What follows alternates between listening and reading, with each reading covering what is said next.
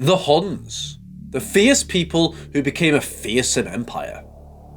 You probably know the Huns from Attila, the most famous exponents of this civilization, but did you know the important role they played in the fall of the Roman Empire? Join us to find out. Origins. Determining the origin of the Huns is almost impossible, as over time, historians have discarded the consensus theories about the Huns. Currently, the idea of locating the birth of the Huns in the region of Kazakhstan is one of the most widely accepted, although as mentioned above, there is no official consensus. During ancient times, the Huns were associated with the Scythians.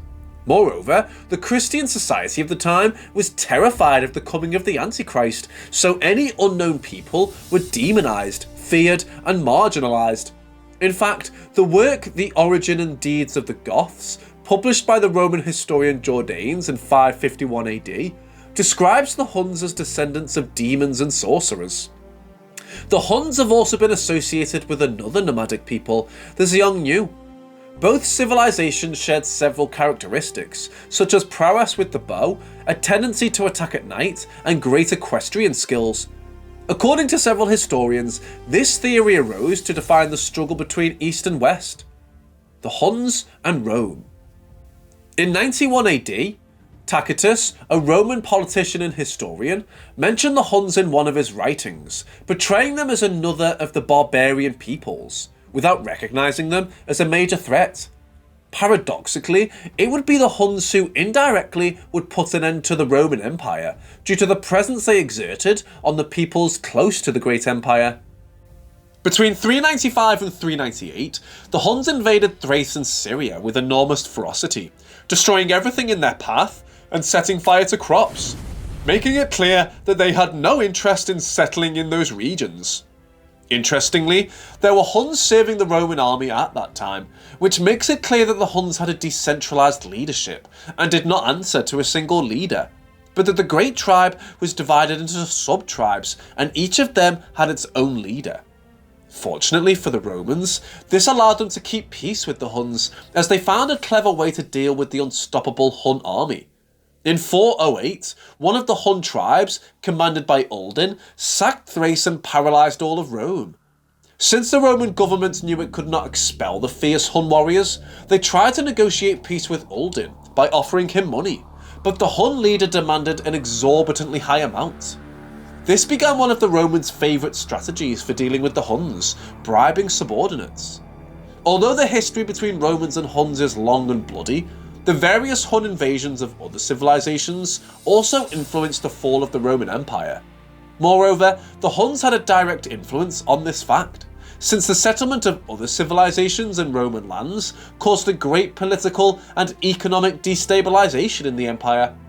These civilizations fled their territories for fear of the Huns. This gives us the opportunity to talk about what could be considered the essence of the Huns, their ferocity in combat. Army. The entire video could be devoted to this section, and this is no exaggeration. The Hun army was relentless, fierce, and innovative. The Romans have described it on several occasions from awe and awe. One of these descriptions is probably one of the most accurate, as it perfectly captures the way the fierce Hun soldiers were deployed on the battlefields. The description in question is this: small and coarse, beardless and eunuchs, with hideous faces in which one can hardly recognise human features. They're more like beasts walking on two legs than men. They wear a cloth coat lined with wild cat fur and goat skins around their legs, and they seem glued to their horses. On them they eat, drink, sleep reclining on their manes, transact their business, and undertake their deliberations. And they even cook in that position, because instead of cooking the meat with which they feed, they merely warm it by keeping it between the horse's rump and their own thighs. They do not cultivate the field, nor do they know the house. They dismount only to go meet their wives and children, who follow in wagons their wandering existence of devastators. Logically, the description makes clear what we had mentioned before, the awe and fear that the Romans had towards the Hun soldiers. But we decided to include it because it highlighted some intrinsic characteristics of the Huns. For example, the incredible equestrian talent. Amanius, a Roman military man and historian, made a much more tactical and objective analysis, which also captures the essence of the Huns. An excerpt from his work reads as follows: "They fought without any martial order, but moving in an extremely agile and swift manner. They disperse and then mass again in free formations, wreaking havoc on the vast plains, and after flying over the walls, plunder the enemy's camp before the enemy has had a chance to notice their arrival." Both accounts are excellent, and both make clear why the Huns were so successful.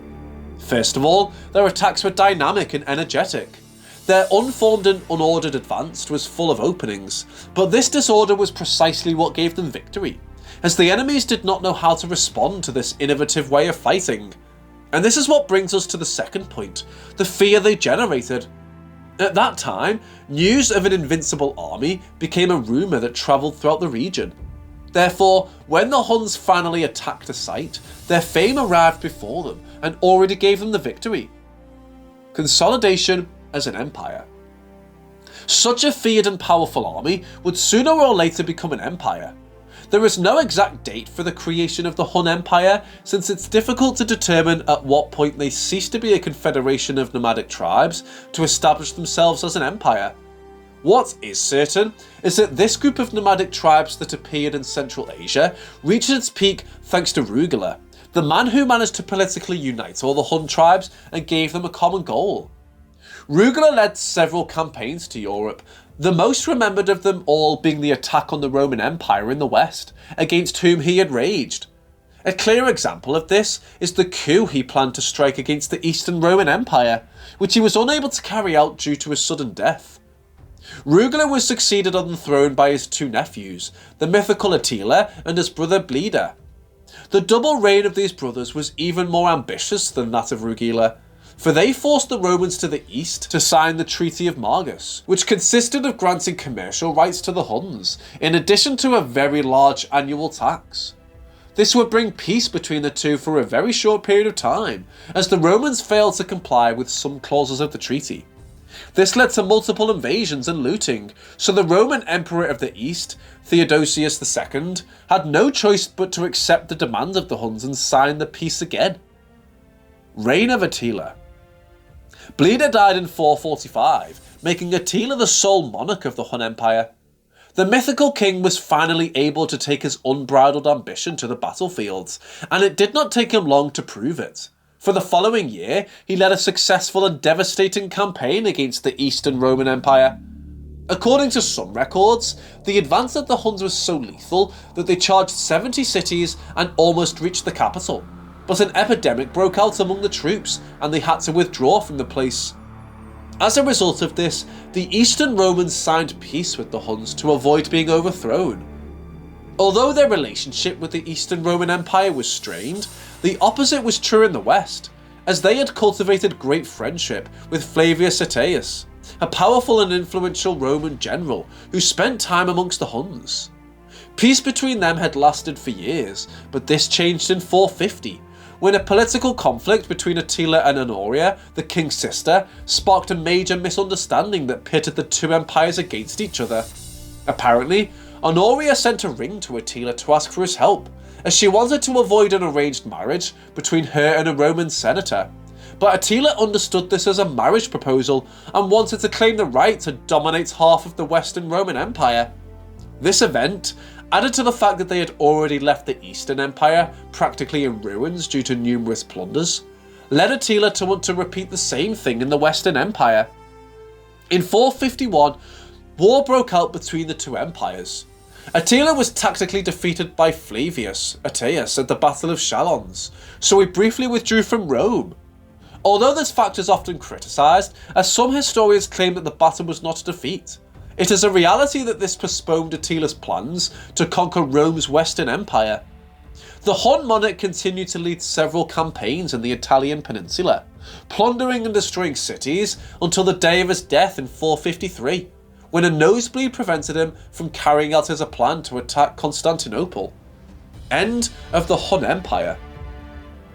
Attila was succeeded on the throne by his son Elac, but the empire fell into decline because Attila's other two sons, Ernak and Dengizik, revolted against Elac. The enemies took advantage of the political weakness of the Hun Empire and rose up against them, defeating them at the Battle of Nidau. Dengizik, the last successor of the empire, died in 469. This fact is commonly taken as the end of the Hun Empire.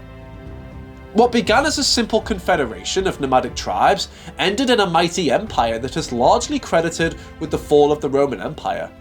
Their ferocity on the battlefield made them transcend in history, since there was no army capable of provoking so much fear in the Romans.